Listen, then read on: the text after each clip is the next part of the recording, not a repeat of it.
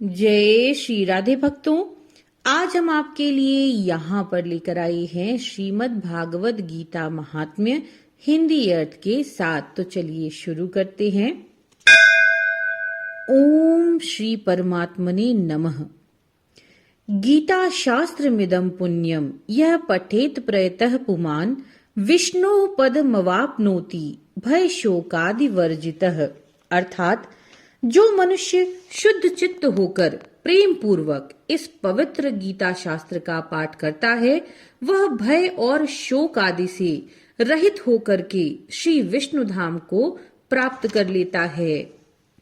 गीताध्ययनशीलस्य प्राणायाम परस्य च नैव सन्ति ही पापानि पूर्व जन्म कृतानि च।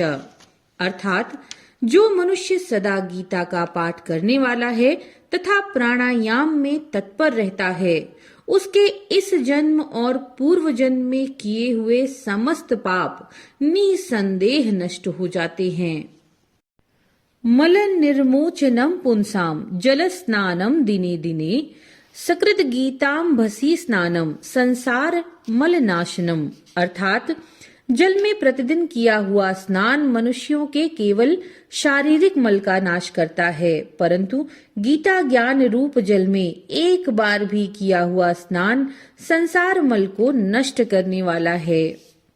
गीता सुगीता कर्तव्या किमन्यै शास्त्र विस्तरै या स्वयं पद्मनाभस्य मुख पद्माद्विनिसृता। अर्थात जो साक्षात कमलनाभ भगवान विष्णु के मुख कमल से प्रकट हुई है, उस गीता का ही भली भांति गान अर्थ सहित स्वाध्याय करना चाहिए। अन्य शास्त्रों के विस्तार से क्या प्रयोजन है। भारतामृत सर्वस्वम विष्णोर्वक्त्र द्विनिश्रितम गीता गंगोदकम पीत्वा पुनर्जन्म न विद्यते। अर्थात जो महाभारत का अमृतोपम सार है तथा जो भगवान श्री कृष्ण के मुख से प्रकट हुआ है, उस गीता रूप गंगा जल को पी लेने पर पुनः इस संसार में जन्म नहीं लेना पड़ता। सर्वोपनिषदो गावो दोग्धा गोपाल नंदनः पार्थो वत्सः सुधीर भोक्ता दुग्धम गीतामृतम महत्।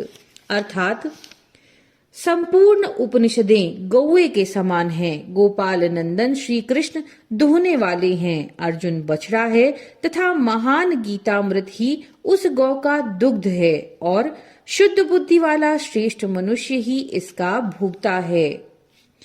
एकम शास्त्रम देवकी पुत्र गीत में को देवो देवकी पुत्र एव एको मंत्र तस्य नामानि यानि कर्माप्येकम तस्य देवस्य सेवा। अर्थात देवकी नंदन भगवान श्री कृष्ण का कहा हुआ गीता शास्त्र ही एकमात्र उत्तम शास्त्र है। भगवान देवकी नंदन ही एकमात्र महान देवता हैं। उनका नाम ही एकमात्र मंत्र है और उन भगवान की सेवा ही एकमात्र कर्तव्य कर्म है। तो भक्तों, ये था श्रीमद् भागवत गीता का महात्म्य। नमो नारायण।